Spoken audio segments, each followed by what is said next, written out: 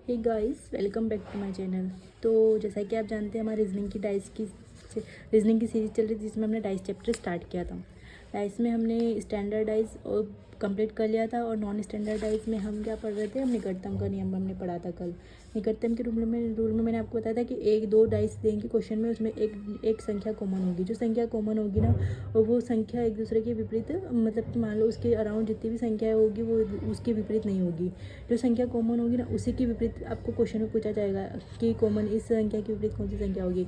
तो हमें पता है कॉमन संख्या इसके विपरीत ये तो हो ही नहीं सकती, ये भी नहीं हो सकती, ये भी नहीं हो सकती, ये भी नहीं हो सकती, तो बची कौन सी? तो एक वन नंबर तो वन आंसर आ जाएगा। ठीक है, ये कल हमने देखा था। ठीक है, अब जब हम उभयनिष्ठ का नियम सॉल्व करते हैं, इससे पहले मैंने आपको क्वेश्चन दिए थे दो, किसी ने भी मेरे को रिस्पॉन्स नहीं किया, जवाब नहीं दिया। ठीक है, लेकिन मैं आपको आंसर बता देती हूँ, मेरा तो काम बताने का, तो मैं बता देती हूँ। ठीक है, तो हमने क्वेश्चन दिया था gamma alpha gamma @alpha gamma gamma pi dollar. तो हमने पूछा था इसमें कि गामा के विपरीत क्या होगा। तो आपको पता है गामा अकेला कॉमन है, उसके अपोजिट अल्फ़ा तो हो ही नहीं सकता, क्योंकि अल्फ़ा दिया है, इसके निकटतम अल्फ़ा दिया है तो हो ही नहीं सकता है। दिया है, हो ही नहीं सकता। पाई दिया है, हो ही नहीं सकता। डॉलर दिया है, हो ही नहीं सकता। तो क्या होगा? बीटा। इसमें हमारा आंसर आ जाएगा बीटा, क्योंकि बीटा ही नहीं है। ये मैंने आपको बोला था, क्वेश्चन में देख के बता देना जो जो दिया है उसको, और जो नहीं दिया है वही वही उसका आंसर होगा। जैसे कि ABEECF, तो ई के विपरीत हम इसमें क्या क्या दे रखा है, तो ई के विपरीत इन्होंने ए दे रखा है, बी दे रखा है, सी दे रखा है, एफ दे रखा है, तो क्या नहीं दे रखा है? डी नहीं दे रखा है, तो डी हमारा आंसर हो जाएगा। ठीक है, ये आपको देखते ही वो क्वेश्चन हो जाने चाहिए आपसे। ठीक है, और मैंने आपको रूल्स तो बता ही दिया है। देखिए, और अब आज हम सेकंड नियम पढ़ेंगे, जिससे हम तो क्या बोलते हैं, उभयनिष्ठ का नियम।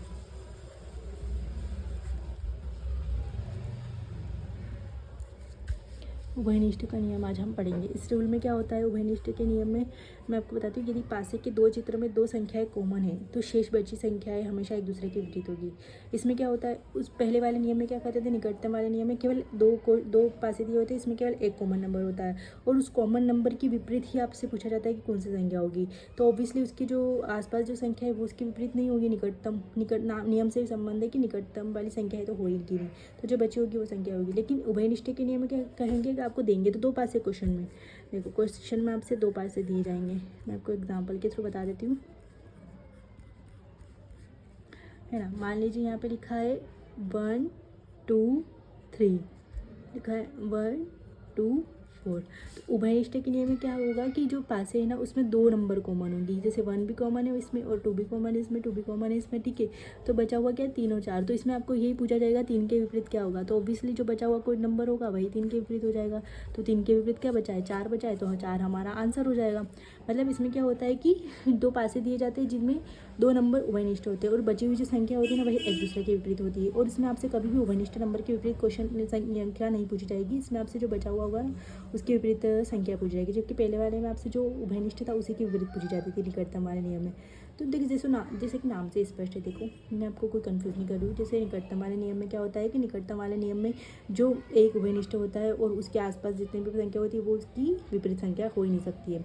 तो जो मतलब बच जाती है, जो कि उन दोनों पासों में दिया ही नहीं होता है, जो नंबर उन दोनों पासों में नहीं दिया होता है वही उसका आंसर होता है। ठीक है, और उभयनिष्ठ वाले नंबर में क्या होता है कि जो दिया होता है, लेकिन इसमें क्या होता है कि दो संख्याएं तो दोनों में कॉमन हो जाती है। तो बची हुई संख्या का पूछा जाएगा, तो ऑब्वियसली जो दिया हुआ है बचा हुआ है तो वही उसका आंसर हो जाएगा। ये हमारा उभयनिष्ठ के नियम का हो गया, तो आपको समझ गया होंगे आई होप। ठीक है, तो उभयनिष्ठ वाले में क्या होता है कि दो कॉमन होते हैं, दो नंबर कॉमन होते हैं, और बची हुई एक दूसरे के विपरीत हो जाती हैं। ठीक है, आप समझ गए होंगे एक वाला। तो ये हमारा उभयनिष्ठ का नियम हो गया। इसके क्वेश्चन मैं आपको दे देती हूँ, बस इतना ही पढ़ना आपको। उभयनिष्ठ के नियम में मैं इसके क्वेश्चन आपको दे देती हूँ। ठीक है, तो अब इसके क्वेश्चन सॉर्ट आउट कर देना। तो पहला क्वेश्चन लिखिए आप,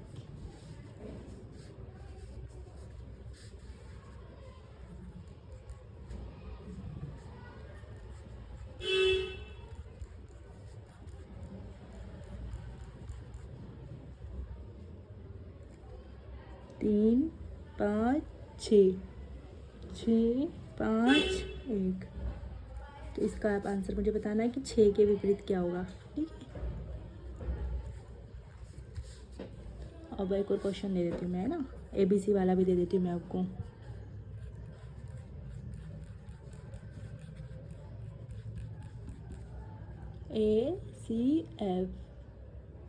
ACFEFA, A C F E L A। इसमें बताना आपकी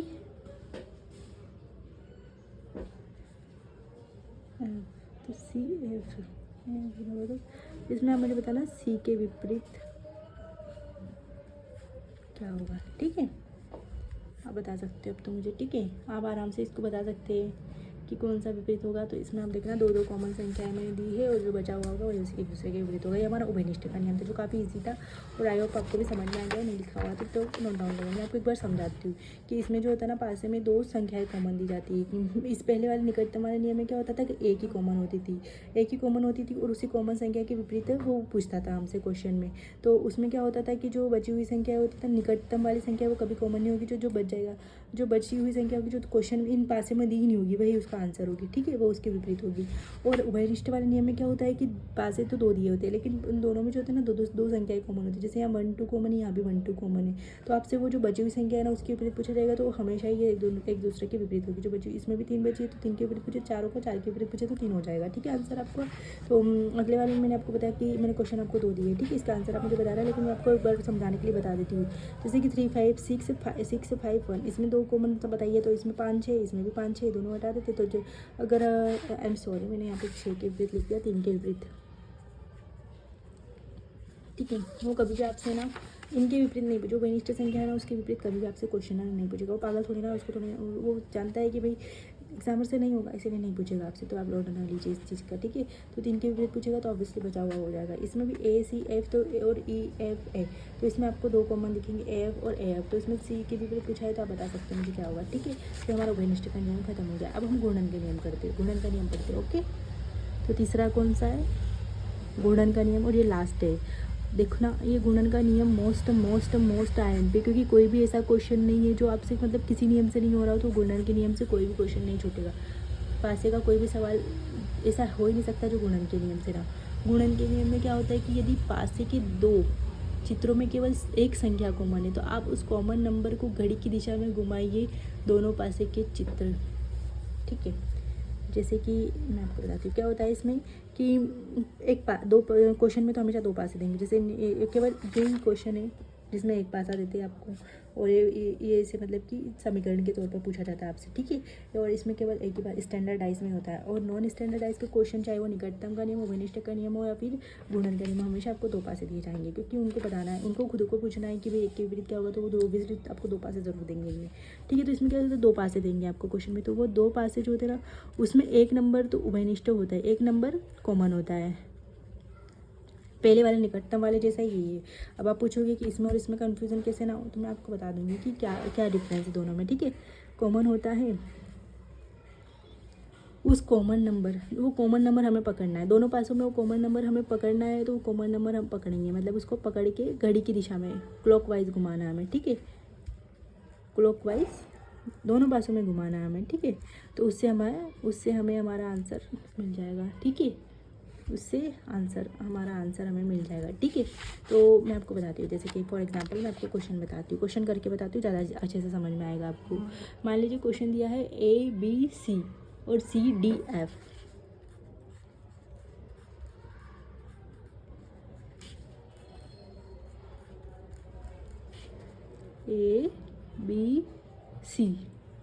ABCDF, इसमें आपसे पूछा है कि B के विपरीत क्या होगा, बताइए B के विपरीत क्या होगा। अब मैं आपको यही बता देती हूँ कि निकटतम वाले में और इसमें क्या डिफरेंस है। उसमें भी आपको पता है कि एक उभयनिष्ठ और इसमें भी एक उभयनिष्ठ दिया है। तो आप पूछोगे कि भाई ये क्वेश्चन को हम किसे पता चलेगा कि हमें गुणन वाले नियम से करना है कि निकटतम वाले नियम से करना है। तो मैं आपको इसका एक डिफरेंस बताती हूँ, दोनों क्वेश्चन में क्या अंतर है। देखो, उसमें क्या होता है कि जो उभयनिष्ठ नंबर होता है ना, उसी के विपरीत आपसे पूछा जाता है कि उसके विपरीत क्या होगा। तो ऑब्वियसली जो छोड़े हुए वो नहीं होंगे, बाकी होगा। लेकिन इसमें क्या होता है ना, जो कॉमन नंबर है ना, उसके विपरीत आपसे कभी नहीं पूछा जाएगा। जो बचे हुए नंबर है ना, उसके विपरीत आपसे पूछा जाएगा कि उसके विपरीत क्या होगा। उसमें जो कॉमन नंबर है ना, उसी के विपरीत आपसे पूछा जाएगा क्या होगा। और इसमें कॉमन नंबर के विपरीत नहीं पूछा जाएगा। आप समझ रहे हो ना, क्वेश्चन कॉमन नंबर के विपरीत नहीं पूछा जाएगा। जो बचे हुए, जैसे कि सी के विपरीत नहीं पूछा है इन्होंने, सी के विपरीत पूछते तो हम बोलते थे ए नहीं होगा, बी नहीं होगा, डी नहीं होगा, एफ नहीं होगा, तो क्या होगा बताइए, ई होगा, सॉरी। तो क्या होगा, मैंने आपको बताया क्या होगा कि इसके विपरीत सी के विपरीत हमें क्या होगा, ई होगा, ठीक है। लेकिन आपसे यहाँ सी के विपरीत नहीं पूछा, आपसे यहाँ बी के विपरीत पूछा है। अब आप बताओ फिर आप किस, अगर निकटतम का नियम हो तो आप कैसे करोगे। मैंने तो आपको उसमें बता रखा है कि पास वाली संख्या ही नहीं होगी और जो बची हुई संख्या होती है, लेकिन यहाँ पे आपसे दूसरे नंबर के अकॉर्डिंग विपरीत पूछा है। तो इसमें आपको जो कॉमन नंबर है ना उसको पकड़ना है। जैसे देखिए कैसे पकड़ते हैं, मैंने बताती हूँ। देखो आपको जो इसमें ना आपका कॉमन नंबर क्या है, सी को पकड़िए और उसको क्लॉकवाइज घुमाइए। क्लॉक कैसे घूमती है, ऐसे ऐसे घूमती है ना, राइट साइड में घूमती है क्लॉक। तो सी के घुमाएंगे हमें एफ। तो पहले हम देख लेते हैं सी के विपरीत सी को लग देते। तो हमारे इधर क्या घुमा एफ और इधर एक नंबर घुमाना है। तो यहाँ पे घुमा एफ, तो एफ के विपरीत क्या हो गया, बी हो गया, ठीक है। अब एफ से पकड़ के घुमाएंगे तो एफ के विपरीत फिर एफ, मतलब एफ को पकड़ के घुमाए तो इधर क्या है, डी। और इधर अगर बी को पकड़ के घुमाएंगे तो क्या आएगा, ए। तो डी के विपरीत ए हो गया, ठीक है। और ए फिर ऐसे घुमा लेंगे हम, ठीक है। तो ए, ठीक है। और तो हमारा क्या आएगा, बी के विपरीत पूछा था तो बी के विपरीत क्या आ जाएगा, अपना एफ आ जाएगा। तो आपका आंसर क्या हो जाएगा, एफ आंसर हो जाएगा। समझ में आया। तो मैं आपको एक्सप्लेन करती हूँ इसमें, ठीक है। क्या करना है आपको, जो कॉमन नंबर है ना उसे पकड़ लेना है। उसके बाद क्लॉकवाइज घुमाना। क्लॉक कैसे राइट टर्न लेती है ना, राइट दिशा में घूमती है। तो सी के विपरीत पहले सी को लिख देंगे। सी को पकड़ के घुमाना है तो यहाँ पे क्या है, एफ। और इधर एक नंबर इसको एक डिस्टेंस इसको भी घुमाना है तो इधर क्या है, बी। तो एफ के विपरीत बी हो जाएगा। फिर एफ को पकड़ के घुमाएंगे तो यहाँ क्या है, डी। और फिर इधर एक नंबर घुमाएंगे तो यहाँ क्या है, तो डी के विपरीत ए हो जाएगा। तो आपसे क्या पूछा था, बी के विपरीत क्या है, तो बी के विपरीत हमें क्या मिला, एफ मिला। समझ गया ना आप, ठीक है। मैं आपको इससे रिलेटेड एक क्वेश्चन दे देती हूँ, आप क्वेश्चन करना है इसको, ठीक है।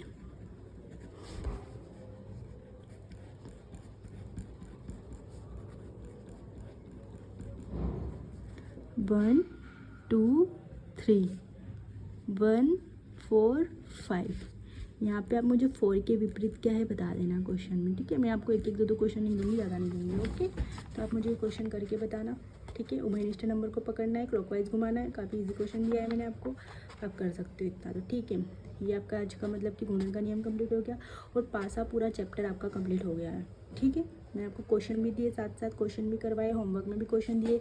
वो अलग बात है कि आप मुझे कमेंट सेक्शन में आंसर नहीं देते, लेकिन आपका पासा पूरा कंप्लीट हो चुका है आज। मैंने आपको उभयनिष्ठ का नियम और निकट गुणन का नियम छोड़ा था तो मैंने आपको बता दिया। और मैंने आपको तीनों में डिफरेंस करना भी समझा दिया कि कौन सा क्वेश्चन किस तरह से करना है, ये आपको समझ में आ जाएगा, ओके।